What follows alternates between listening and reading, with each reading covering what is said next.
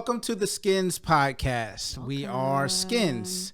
Skyns stands for Sounds Keep Your Nature Satisfied, and it is us. We are a duo. So I am Kyle Ingram, aka Kingram. This is my girlfriend, Nikita Harmon, also known as La Namra on social media. And on this podcast, you can expect to hear stuff about music, obviously, because that's what we do.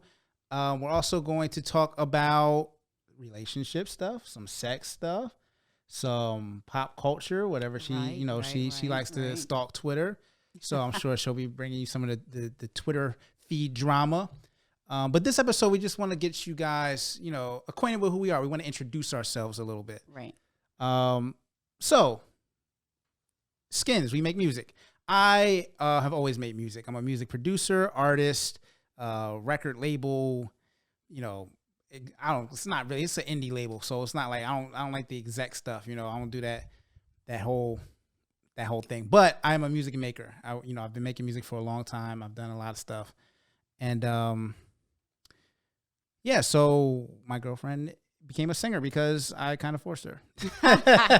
Okay. Well, technically it was a singer before that, according to you. That's true. You could always sing. Right. So I am a singer, no songwriter. Well, I've been a songwriter, just never did anything with it. Right. Right. So singer, songwriter, meditation guide with the Nalaverse. Yes. What else? Currently making a baby. Oh, so yeah, that's another interesting thing. She's pregnant. This will be our first child. Right. So that's happening. So interestingly enough, our first project together was Saturday Night Chakra. We started that in the midst of a pandemic. When COVID hit, we decided to do I decided to produce a meditation project because I was working on a solo project and it just didn't feel right to put that kind of music out there when the world was shutting down. So she kind of encouraged me because it's something I had never done before. And that project really opened a lot of different doorways and pathways and connections for us. As she mentioned, she is a meditation guide with the Nalaverse. I am also a content creator advisor for them. I also make their music and make their beats. And all of that stemmed from this Saturday Night Chakra project, which was also her first recording experience. Yes. This is before Skyns. This was just, I asked her, I love her voice. And I was like, just do some affirmations. Like, just say some things. Right. And that was our first time being in the studio together. And, she did such a good job. I was like, we should do a project. How did we come up with the name Skyns? I'm not even sure. I don't even remember. I don't remember either. And remember you tweeting it at me one time while we were thinking about it. Right. You had like some acronyms and stuff. And then that was the one that jumped to it. And I was like, yeah, I like that one. Yeah, Skyns felt right. It just felt good. So yeah, we wanted to talk a little bit about, tell them a little bit about your musical background. Oh, and also where you're from. Where are you from? Right. So I am from Barbados. Right. So my musical background has been since I was a kid, choir at like 4 or 5 years old. I played piano, clarinet, sang, had a band at school, rock band. Yeah, she had a whole rock R&B, trio. And I played clarinet for a while, but then when I moved here, I kind of just dropped music, kind of. A little bit of anxiety around settling in a new country and everything like that. So I just put music to the wayside. And then we kind of connected in college. Right. A little bit with music. A little bit over. She still has CDs she stole from me. I did not steal them. It was a lot of music theft. I did not steal them. We bonded over music. Lent them. And I still have them. Yeah, okay. That's not stealing. I still haven't got them back. Safe. Well, nobody uses CDs now. So yeah, music was definitely a connector for us, though. Yeah. That definitely was one of the things that we first started talking about. We didn't get together in college, though. No. It happened like over a decade later. Yeah. But in college, we were like really good friends. Yeah. And I used to listen to you talk about all your little girl issues and I didn't have girl issues. Whatever. Listen to you. What was it? If it wasn't issues, exploits. I wanted your advice. Oh my God. On how people might be feeling. You're making me an accomplice here. You were definitely an accomplice. No, I was not. You definitely were helping me on my quest For for self-knowledge. what? My quest for knowledge in college. At You the, provided, no, honestly though, you did provide a lot of insight as to, I think I had a good compass, but you kind of confirmed what I was thinking, that honesty is the best policy. right.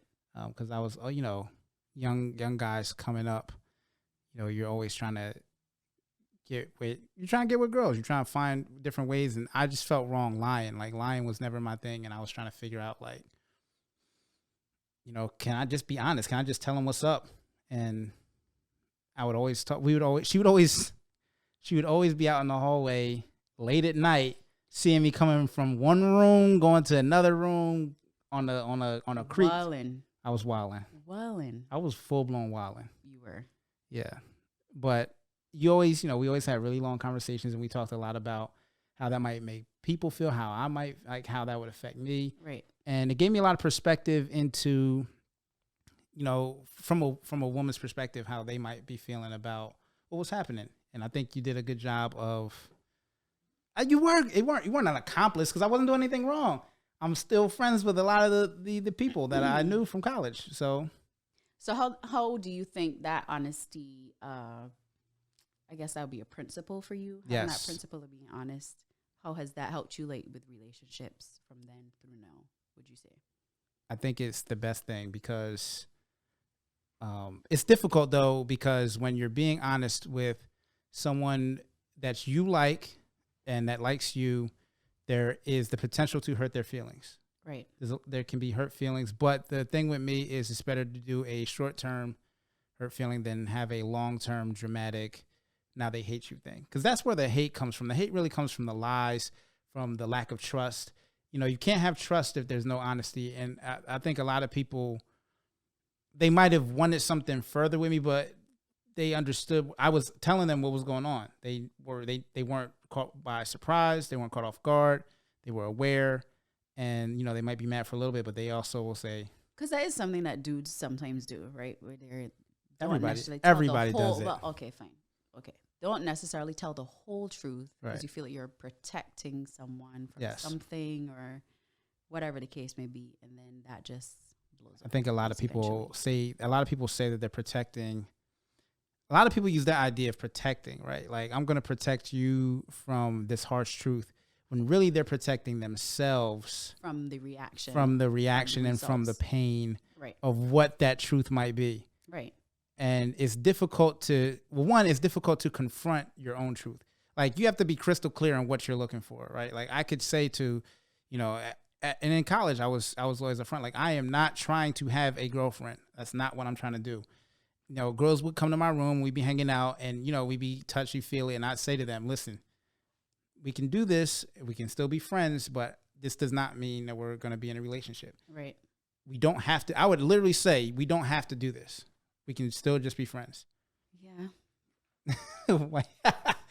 And, that down the like that because, like when you're in college and you're young, you're like, you hear that, but you don't hear that. You don't hear it. Yeah. Because you're expecting like, okay, well, maybe I can, change. And that happens over a lot. time, he'll really like me. And something will be different. But it won't. No. Well, that's not true. Sometimes, yes, there are those. Rarely. There are, but a lot of times, if a guy or a girl is saying that, they're being as honest as they can be, right? And you have to accept that truth. And sometimes, I think when people get that idea in their mind, they can change somebody. You're in a bad position anyway. Like, you should be trying to. You're not going to change them. Why would you want to do that?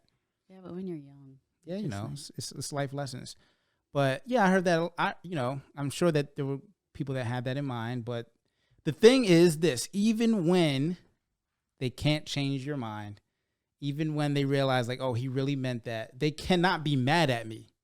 Right, because you told the truth. I told the truth. Like, they might be upset with the outcome, but in the long run, like, and to be honest, right? Like, there's been girls that have hit me up years later and said, I'm glad that you were honest. Like, they really said, they're like, you're a cool dude. You're a good friend, and you always kept it real. Like that. It's better to do that than than to be a villain, in my mind at least, than to be a villain in somebody's life story because you can't be honest. Well, sometimes you're gonna be the villain. You're gonna be, yeah, you can't help it, but you know, you do the best you can. And one of the easiest ways to do that is just be honest and upfront. But that's something that we talked about a lot. Like I would tell you about, like, you know, I would ask you how much should I tell? Like I was wilding to the point where there were friends, there were roommates, and I was like, should I tell them? Yo, you were out of control. I was like, should I tell them that I'm messing with? And like, you know, I was just trying to get your perspective on that. And it's wild that we ended up in a relationship with all the information that she knows. But you know what? I chalk it up to trust. She knows she can trust me because I keep it real. That's so. Look what happens in the long run. You find somebody that you can be honest with and can trust. Like I know I can talk to her about anything, and I think that is a super important foundation. Yeah, I mean, like even when we were getting to that point, like getting to know each other and stuff like that. When I was in Barbados for an extended period of time, there was a point where I was like, look, if you want to go see other people, then do that. Because we weren't official or anything at that point. Yeah, she tried not to make it official for a long time. And, you know, she was out here trying to play me. I wouldn't refer to it as trying to play you. I would just say it was taking my time to make a smart decision. It took too long. Says who? Me. You are not the only opinion that matters here. That's true. So what was your thought when we were first getting back into our relationship, right? Because so when we met, I had just gotten out of a long-term relationship. Well, it wasn't just, but not when we met. Not when we met. When we reconnected. Right. When we reconnected, you know, after college, because I transferred college and she was mad at me then. So I left college after my. Because you just left in the middle of the year and you didn't say you were leaving. I did tell you, but you didn't care. But that's a whole nother story. I left because I was playing basketball. You know, basketball's crazy. We'll get through that whole story at some point, I'm sure, during this podcast. But this time, I want to focus on our reconnection. So when we reconnected, I was actually hitting her up because I wanted her to be a part of my Voodoo Man series. Right.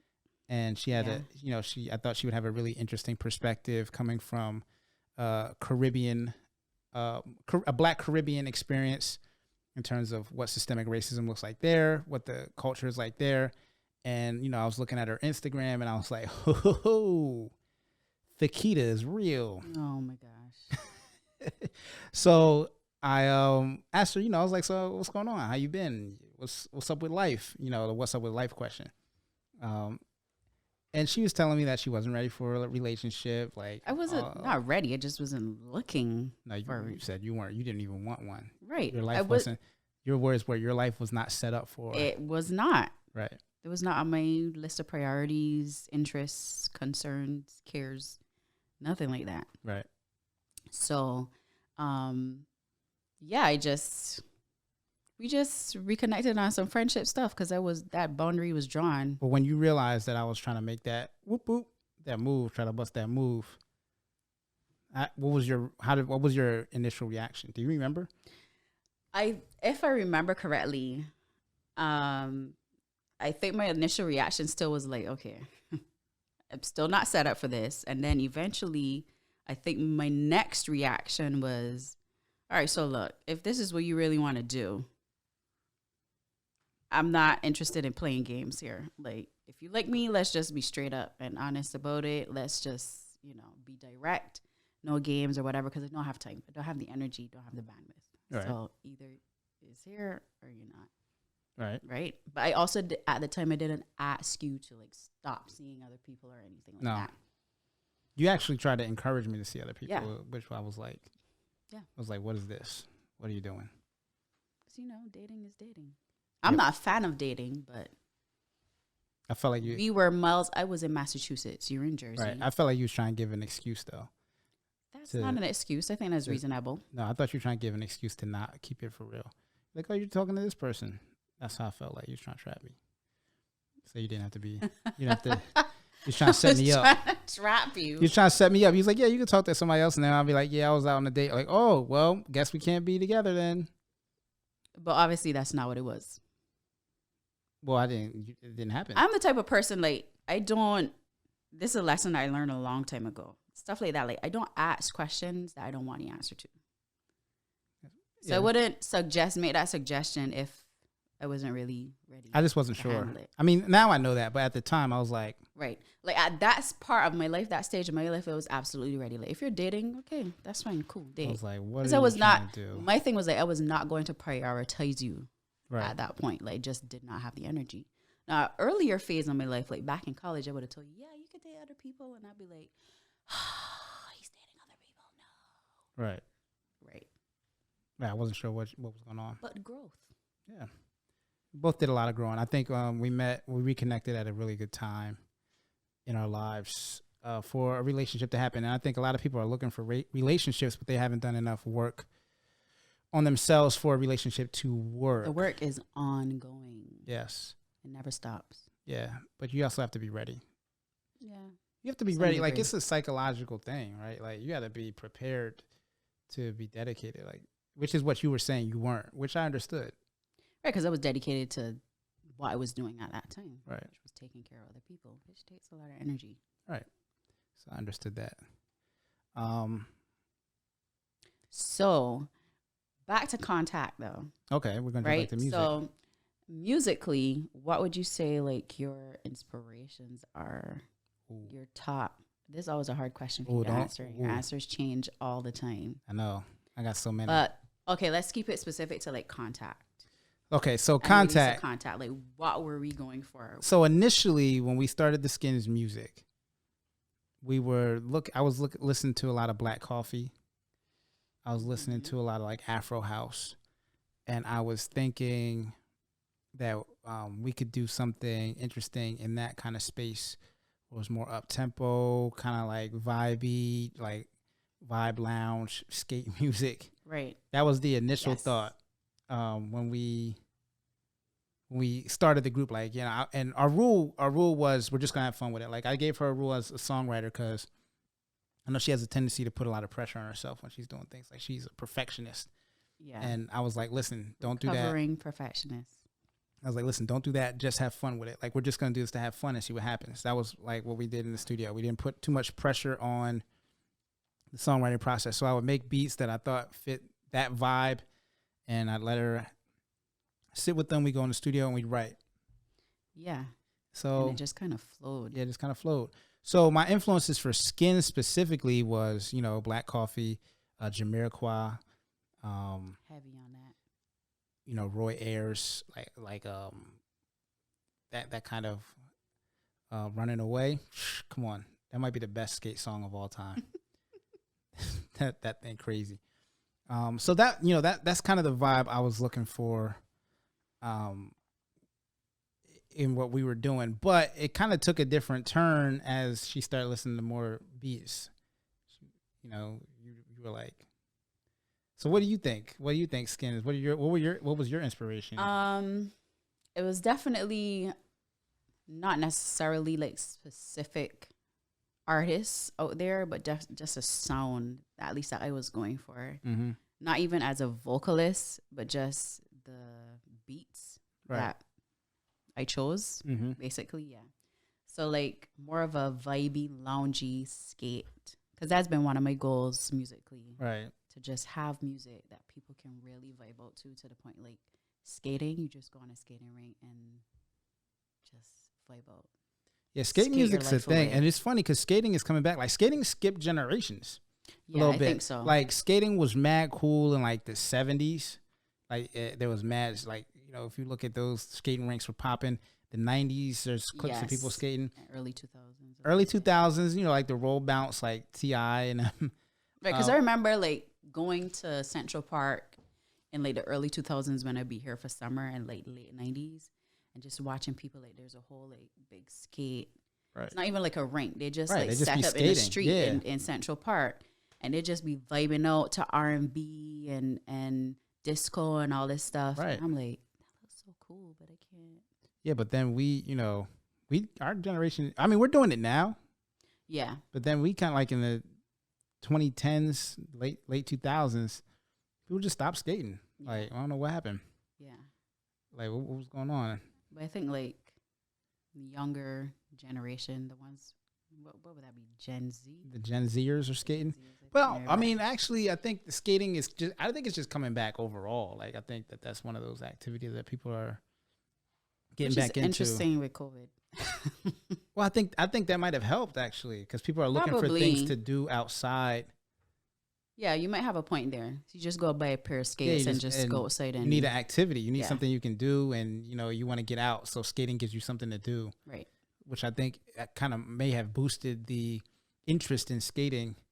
But I think it's coming. I think my prediction is skating is coming back. I think like I think it is back. You think it's coming. back? I think it's back. Hmm. Based on what I see like on social media, right. it's back. Yeah, because I think the skate rinks be popping. And even like outdoor Europe Right. and other places, like not just here, it's definitely back. Our first appearance was at a skate rink. It It lit. was, and that was really cool. That was fun. That was really cool. Yeah, I wasn't sure. I was so hyped out my mix sounded good in there. But yeah, so Skyns for me as a music artist, Skyns is something different than I've ever done. I've done a lot of hip hop. I've done some soundtrack work, and I've done like R&B work with my sister, but I haven't really released anything. I made a lot of beats that were in that space, in that tempo, but I never really released any of it because I didn't know how that fit with my brand, like with Peyote Visions and stuff. Like I didn't know how we would do that, but that's something I always like to make. So I think that kind of was like when I saw that as an opportunity to explore that sound of my production. Right. Um, I think that's a great thing about Skyns because I don't feel locked in right. to like any one genre or expression or whatever. Like whatever feels good and whatever comes creatively, Right. we just So have fun with it. for future podcasts, we want to have on like, different artists that we love. We want to talk to different up and coming artists, and we definitely love all genres of music. Like, Yeah. If you listen to Skyns, I mean, it definitely has the tracks are actually in order of what we recorded, almost just about. Yeah. Like so I named them 1, 2, 3, 4, and 5. Now 5 was actually supposed to be 6, Yeah. but we never made the 5th 5, one, yeah. so I just made it Skyns 5. But yeah, that was the order that we recorded them in. So you could see how it started off kind of housey and kind of went in a different direction. If you just play it in order, you'd be like, oh, they're doing something different here. But yeah, there's definitely, I have a great love for music. I came up in a musical family. My dad was a American Music Award engineer. He's like my uncles have, Grammys and basically any music award. My family has got one of those. Like, they were heavy in the sound of Philadelphia. I grew up, I would come home from school and head down to Atlantic City and sleep behind a drum set with my with my uncle. And he was the drummer for like Patti LaBelle, and so I just, it's just in me. I didn't have any real musical training. Right. I can't read music. I just make it. I don't know how that works. Some of the best musicians can't read a note. Yes. And again, I've played music live and got paid for it, but I still don't call myself a musician.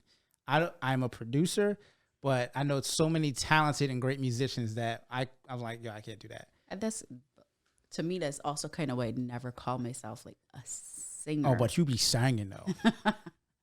Because I'm like, I like to do a little harmony here and there, but lead singing, Now you're doing it. Now you can't say you're not doing it. You've done yeah. that. Now I'm fully embracing that title. Right. Yeah. That experience. So if you're out there watching, you're an artist, like, hit us up, send us some music. Let's connect. Let's see what's, I think it would be cool to connect with you guys and see what you guys have. Let's talk about, because I love talking about music. I can talk about music all day. You do. I get hype when I hear, You do. some good music. Speaking of which, Why did you tell Kyle to talk to other women when you guys we have a producer were question. talking? We have a producer question. Ryan got the bread back there, wants to know why Nikita told me to talk to other women when we were first talking. He wants us to get back into a relationship, which is what I was thinking too. Yeah. Because the reality was like, I wasn't here. I was all the way in Barbados. He's in New Jersey. And I'm like, humans have itches that need scratching. So if you gotta get your itch scratched, go ahead. Talking to Do it safely. Answer Ryan to the camera. Instead of talking to Ryan. Yeah. Okay, So fine. if people need their itch scratched, what if he needs his itch scratched now? If he needs his itch scratched now.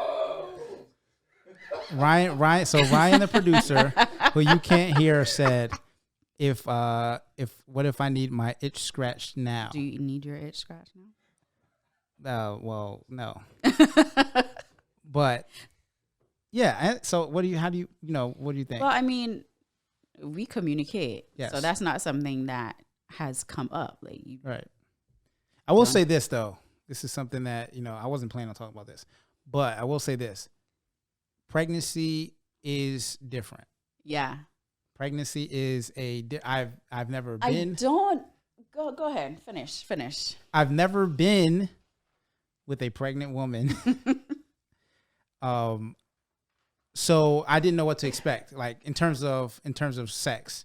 Like, and this is a conversation that I don't think a lot of men have. Like, we always talk about how supportive we have to be, and you should be.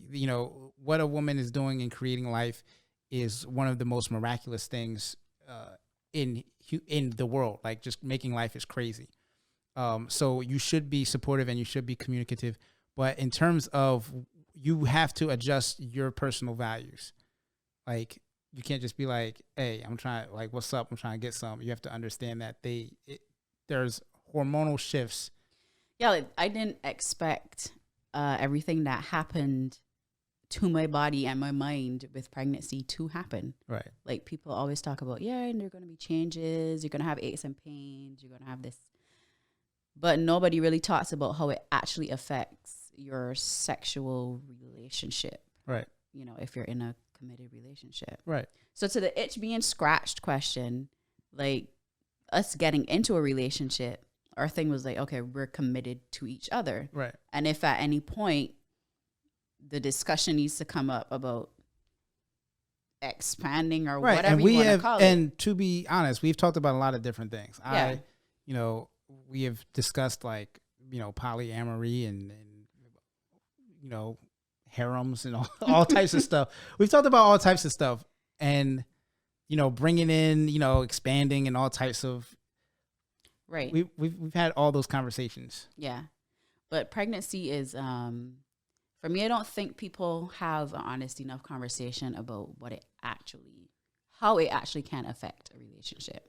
Because, like, I'm in one of those mom groups on Facebook, and there are women in there who are like, oh, I can't keep off of my husband. I want and sex all the time and blah, blah, blah, hormones. That first trimester, right? How are you even thinking? How are you even? So from what I've been reading about pregnancy, which I know she doesn't think I do because she thinks I skim everything. But from what I've read, and what I looked at with pregnancy and pregnant women, it varies. Like, to me, it's like there's no blueprint. Right. It is wild. Like, the variable is wild. Like, there seems to be that, some women, it increases their sex drive, especially in the second trimester. Some women, they don't have a sex drive at all. Right. The entire pregnancy. Some women, it's bad. There's no. And this is why, like, I get it, but I don't fully understand people who try to have a child to save a marriage that is failing a relationship that's failing, because to me, pregnancy puts so much stress on your relationship that if you don't have a good foundation, you will crumble. Yeah. So I'm like, if you already aren't doing so good, how is this helping? How is this going to be the thing that, I guess for some people it works, but for me, I've just realized, like, how mentally taxing having all these changes that you can't control, wanting to be a certain way, but you can't be, wanting to have sex, but your body isn't there, your mind isn't there, you just don't feel good, or whatever the case may be. And then also, like, feeling for your partner, like, I know that you have needs, but I can't meet them right now because there's other stuff going on, or, Yeah, I think it's, I think men need to have a discussion about what it means to be a father of an expecting child. Like, I don't think it's realistic to have the same expectation of your woman while they are pregnant. But you still want to have sex. Right. Like you have to figure out how you're going to find that balance. And to your point, if you're in a struggling relationship and you're thinking that a baby's going to save it, I don't think that's the answer, because if you're like, don't do it. That Don't do changes up Please everything. don't That's do not it. the answer. But yeah, I think man, we don't talk about that aspect enough. Like everything I read about dudes, they're all like, your woman's she's gonna want special foods. You're gonna have to go on late night run. I don't care about none of that. Where are the cheeks at? Like, where's that conversation, dudes? Like, let's talk about, and I guess, but again, it varies, right? So I guess some are like, well, she love having sex, like, but I think the expectation has to change too. And I've had discussions with friends who have been like, girl, sex? What sex? I did not feel like having sex at all. But do they talk to their partners about that? Yeah. What do their partners say? Some of them have to work through their emotions and their feelings and their expectations. I think it is an adjustment of expectations for everyone involved. Right, because I'm a sexual dude. Right. I enjoy sex. I'm trying to have sex. Like all the time. Like that's just how I am. So it is a big adjustment for me to. You have to, but I think it's actually in a weird way probably good practice for what you're gonna have to do as a dad is you have to start taking your needs and adjusting them to what's best for your family, if that's how you're looking at it. Yeah. Which is how I view it. It's like, all right, so this is I gotta. On the flip, though, you're kind of like, well, I want to have all the sex now because you're probably not going to have a lot of sex when the baby gets here. We're up all night. I'm gonna figure that out. This is what I'm like. Yes, 6 weeks minimum. Okay? Yeah, you gotta wait the minimum amount of time, but we gonna figure that out. That's babies. Everybody sleeps sometimes. that's how I live. Still wild. Yes. What's the biggest thing that you guys did not anticipate? With pregnancy, Yes. the sex, yo. Yeah, I did not know that there would be. I didn't know what to expect. Like I thought about it, but I was like, like. So you want to? How honest do you want to be? I'll let you say. What? Where your sex drive is at. My sex drive is at close to 0 right now. Which is a struggle. Yeah. For but someone it's also like hard for me because I'm used to my sex drive. Yeah, and to that is not how when we connected it was right. We were pretty matched. I mean, I think I have probably a little bit higher. Yes. But for sure. But that was the biggest adjustment for me. I was like, sometimes I wonder, I'm like, am I ever going to want sex ever again? You better.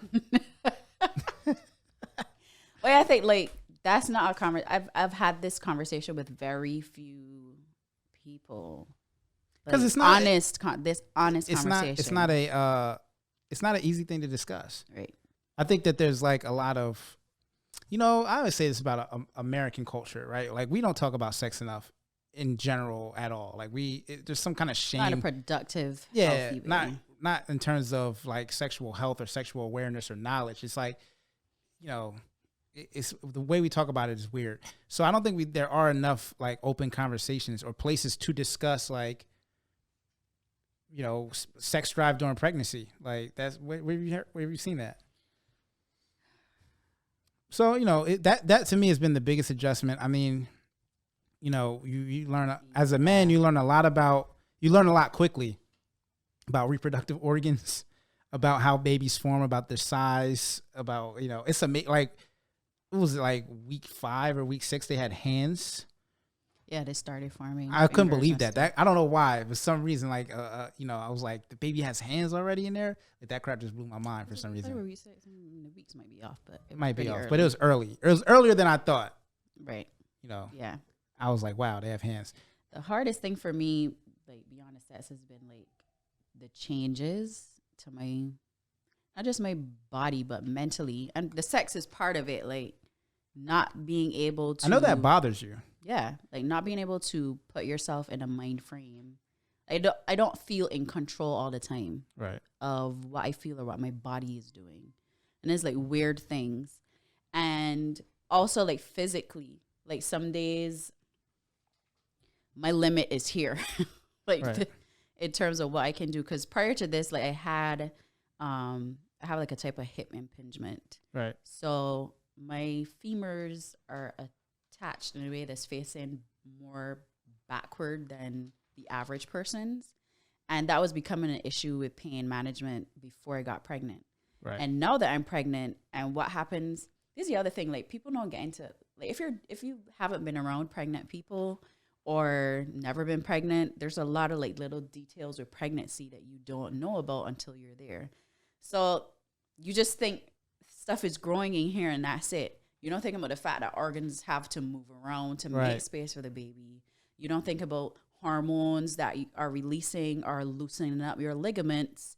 And so that's causing pain because your body's basically like jello a little bit to make room for the baby. So my hips are loosening up because of the ligaments. And that's causing a pain issue every now and then. So I have to do stuff to help manage that. But the balance is trying to stay active because staying active helps with having a healthier pregnancy. And my limit some days is frustrating because I would like my body to be able to do more than it tells me it can do at some point. Right. And as a guy, so I was actually having a conversation with an associate, and they were saying, you know, because they know this is my first kid. They were like, so the way it kind of functions is your woman takes care of the baby and you take care of your woman.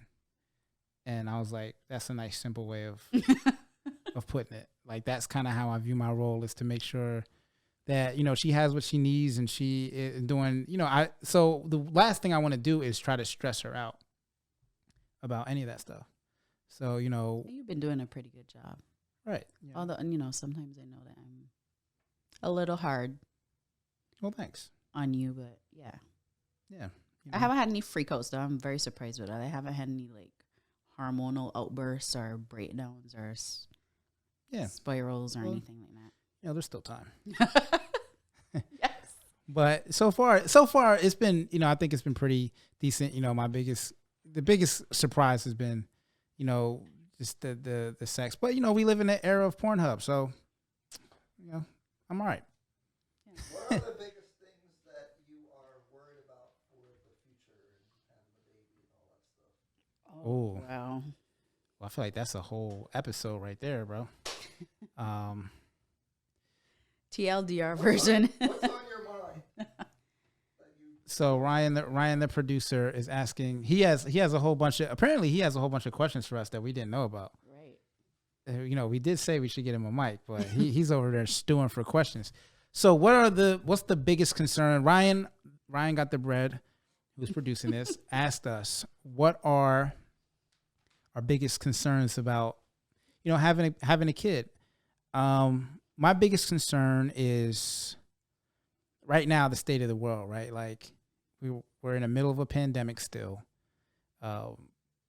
Schools are in disarray. I think about, I jump ahead. I want to have a healthy pregnancy. Like, you know, I want to have a healthy birth. But I jump ahead to like where it's going to be in 5-6 years when the kids go into school. And I just worry about where the country is, like the systemic racism. I constantly think about like those conversations I'm going to have to prepare this child for the world that it's going to be living in and what that world might look like. Like this has been probably one of the most unstable times in the last 70 years in terms of America, in terms of like, you know, what's going to happen. Like, you know, we don't know what's going on. So that's kind of where my mind jumps. But at the same time, I you know, it's also really exciting to just like think about this new life and trying to set them up to be in a better position than I was when I was their age. And I was in a good position, like, you know, but there's always room for improvement. And that's really what my goal is. So that my mind just always drifts to how can I set this this child up to have the best chance at living a fulfilling life? Yeah, my main concern at the moment, I've been focusing on birth. Right. Like, yes, there's stuff that happens after that, but I've been focusing on, like, As you should. as a Black woman, you know, the maternal death rate and all this stuff for Black women is like 4 times higher Way or something higher, like that yeah. than for white women and other races. And that is because we aren't always listened to. I We don't mean, listen you to have it, yeah. stories about Serena, Mm-hmm.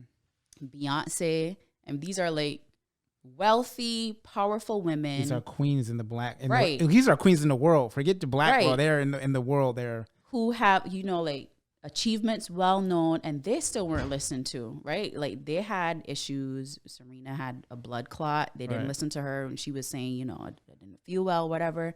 So for me, having had so much interaction already with the healthcare system, taking care of other people and seeing the effects, not even just here, in other countries, right, of not being listened to and the outcomes of that, like I know that there's a real risk. So I'm trying to inform myself as much as I can so that I can advocate as much as I can for myself as best I can, right? So leaning on my mom, who's a nurse as well, to get medical information just to make sure, like, I want to make it out of birth with my baby and myself, right. you know, so that I can then move on to, okay, systemic racism. Okay, Right. making money to support, you know, like all of that stuff. But for me right now, my main concern is, will I be listened to? Is everything going to go smoothly? Am I going to have a good experience with the medical system? That is my main concern right now. Right.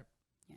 And that is very, I mean, see, to me, right, when I look at those things, I start thinking systemic racism is the problem here. Right. That's part of the problem. And, you know, I always try to get to the core of the issue and try to fix the core of it. Because, you know, I was aware when my sister was pregnant, and even before that, I was made aware of the way the healthcare system treats Black people, but specifically Black women, much differently. Like they just don't listen to them. They don't believe them when they say there's pain. Right. They don't listen to what, like, the advice they have, and it leads to death. And that's real. Right. Like you had that instance, I don't know if you saw that story, but the doctor who was in a hospital for COVID, Right. she had pain. Right. And instead of like listening to her, they basically treated her as if she was a drug addict or something like that. And she was a doctor, right? Right. Yeah. She was She's a doctor. She's a Black she was a woman Black as doctor right. at another hospital or Right. something like that. And she was dismissed. And Right. she's dead now because nobody listened to her, took her seriously. And like, there's so many stories like that. There's so many stories And like if that. she's a doctor and she knows the medical system and how to advocate for herself, and as a person who has people in the medical field, I know that when you go in there and they hear you're a nurse or this person's a nurse, they treat you they different. treat you differently. Right. And she didn't get any different treatment as a doctor. So like, you try not to dwell on negative stories or stories with negative outcomes, but the reality is still the reality. Right. You have to deal with that. And I'm a person that likes to deal with facts and equip myself so that Well, also the fact is I will flip tables in the hospital. well, So that won't help. You know, it might. Maybe, but we're not going to be flipping any No, tables. you know, hopefully not. They'll listen. But if it Yeah. comes to it. Yeah, so I'm working on my birth plan and all that stuff, and hopefully everything goes well, and I can stick to that and have the birth experience that I would like, or as close to it as possible. So one thing that I did want to talk about that we had planned to talk about was when we first started reconnecting. An interesting thing that happened was you asked me. I'm not even remember how you phrased it. How did you phrase it? I think you know what I'm talking about. Yeah. So I think, do I remember how I phrased it? I don't remember exactly how I phrased it, but it was along the lines of, do you date dark-skinned Black girls? Yeah. Right. No, you asked me, wasn't that? You asked me, am I the only dark-skinned girl? Right. Am I the only dark skinned girl that you've talked to? Right.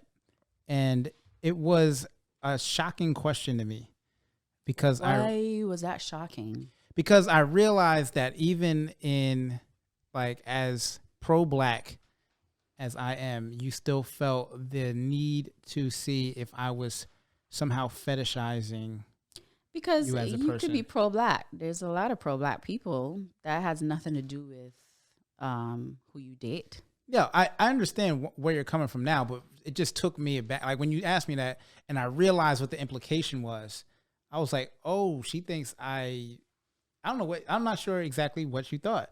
Like, were you thinking that I only liked you? I wasn't thinking that you only liked me for anything. I was just trying to figure out, well, how many black girls, dark skin, whatever, Right, have you taken seriously?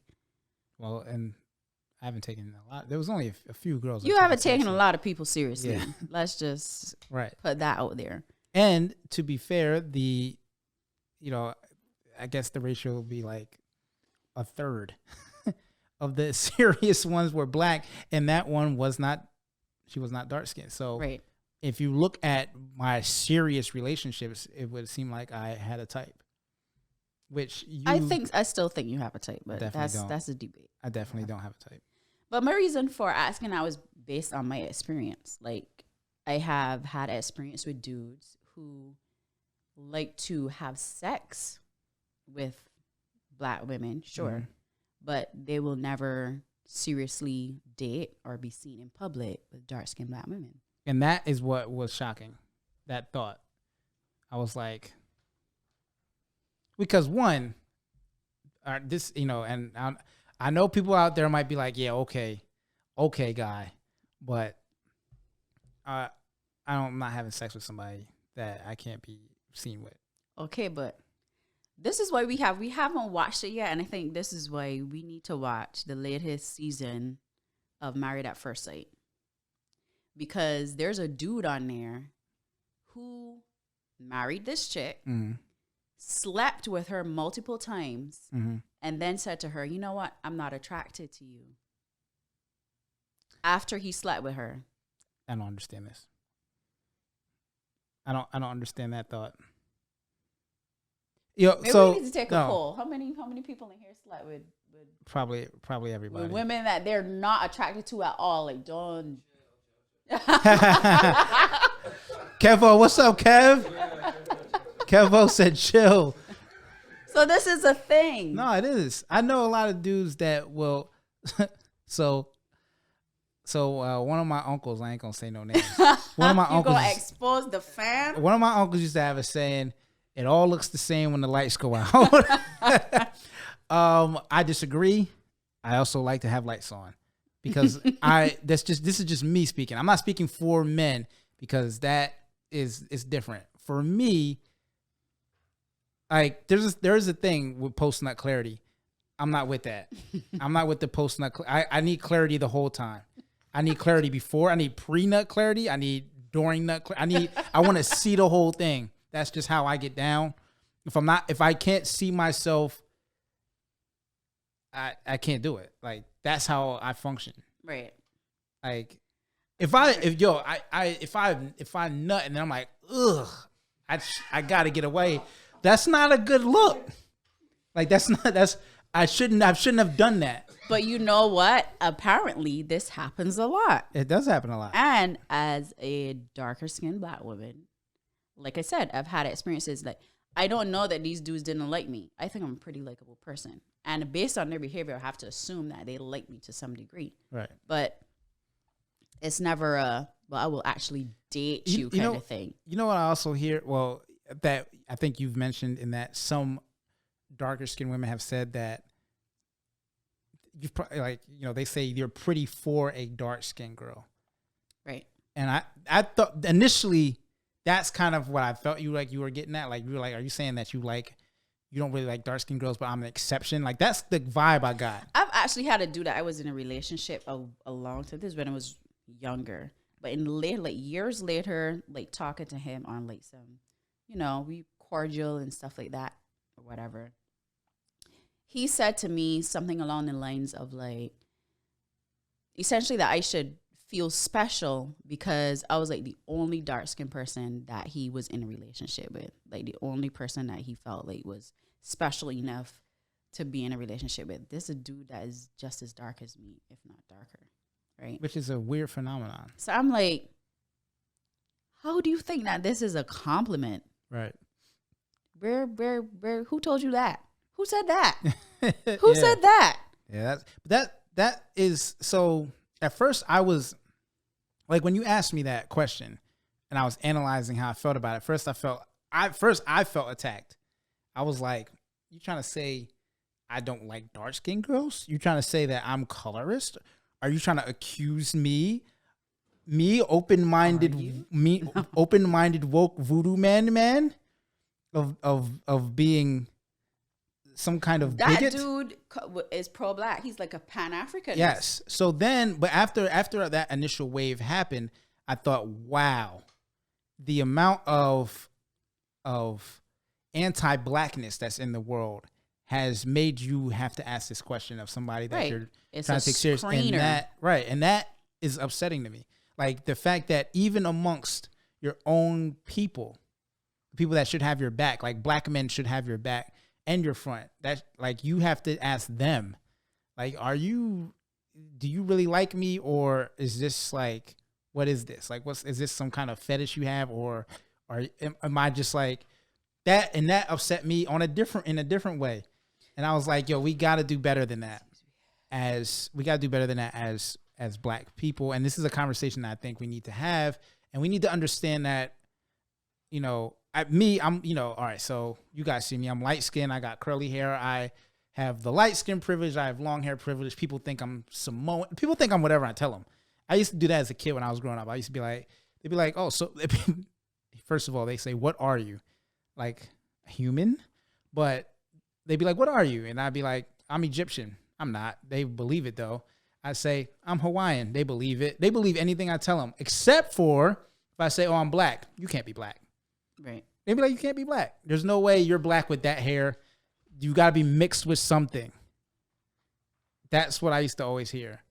So that, you know, it used to bother me, but it's also a privilege. I understand that in this society, there is a privilege of seeming mixed, of being lighter, of having long hair. Like I have had that privilege, and that perspective of being a darker skinned person is not one that I lived.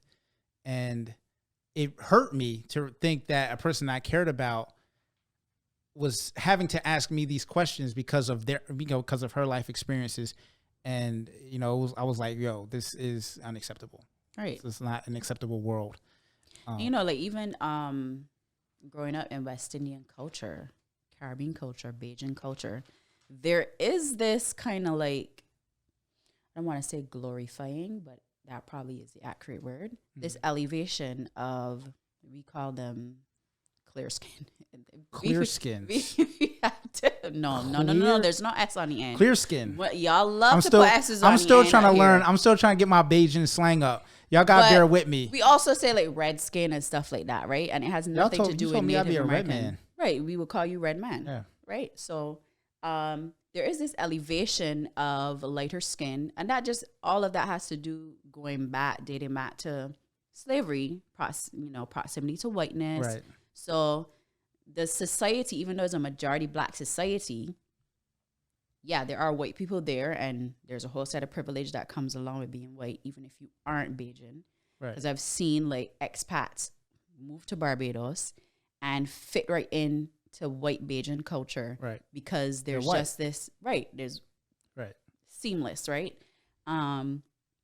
But there is this perception of what light skin is or does or pertains, and I mean, the stats are there to show you that people with lighter skin are, present better jobs, right? All of that stuff, and not just within black culture, in culture in general, in society in general, in general, in different cultures and stuff like that. And that has to do with colonialism, imperialism, all that stuff. Jumping back to Ryan's question, that's one of the things I'm most curious about. I'm very curious to see what our baby's going to look like. Like I have no idea what the color is gonna be. I know it's gonna be a beautiful baby, but what color is it gonna be? I'm so excited to find out. Nice rich color. And Rich brown. when we were having, weirdly enough, and I probably never even told you, when we were having that discussion, I was thinking about if I ever had a kid and they were, I have to prepare myself for what they might be doing, like perspective wise. Like if I have a kid and it's, there's a really high chance that they're going to have darker skin than I do. I have to look at it even from a different perspective, because they might not have the same experience that I had, being, so light skinned. Even though I always like to say I'm brown skinned. People like, Ryan never lets me live on this. He always wants to say I'm lighter than him and he's half white. We joke about this all the time, but I like to think in the summertime I'm brown, right? You play brown skin, crisp up a little brown bit. skin guys. That's me. Toasty. Yeah, I get it. but yeah, color is a weird thing, man. That's about right where we want it to be, like 1 hour max. So yeah, I think we had that was a good first conversation. Yeah, I think so. I think people have a better idea of who we are. I mean, there's more details to come, obviously, because we haven't talked about everything. This is we're going to be doing these for a while now, so I hope you guys stay with us on the ride. Shout out to our production crew back there, Manson Media. We got Rich back there. Rich been quiet. What's going on, Rich? You got any questions for us before we get out of here?